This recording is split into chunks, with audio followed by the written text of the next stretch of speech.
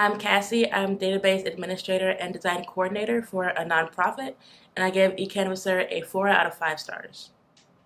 We were using paper sheets and Google Drive when our organizers would go out and speak to people about voting and getting their census taken care of, and it was hard to get people's information back into the database.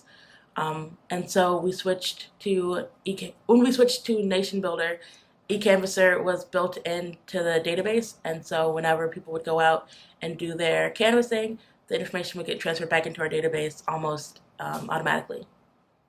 We chose eCanvasser because it integrates with our database Nation Builder, and so it was easy to make sure that if we made an update in one place, it was taking in both places.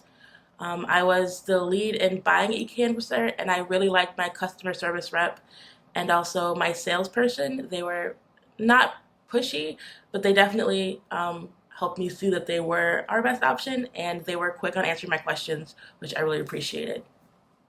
Onboarding was pretty easy for those of us in the organization who are already in the database.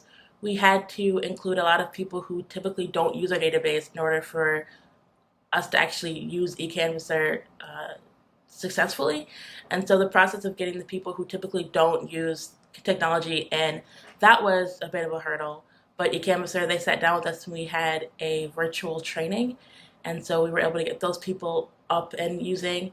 As far as getting our database into eCanvasser, it was as easy as exporting a list out of Nation Builder, and 5 minutes later, everything I needed was in eCanvasser. I would definitely recommend eCanvasser if it is able to easily integrate with your database.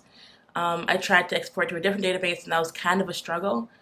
One thing that eCanvasser doesn't have that I wish it did, and I wish I knew going into it, was voter files.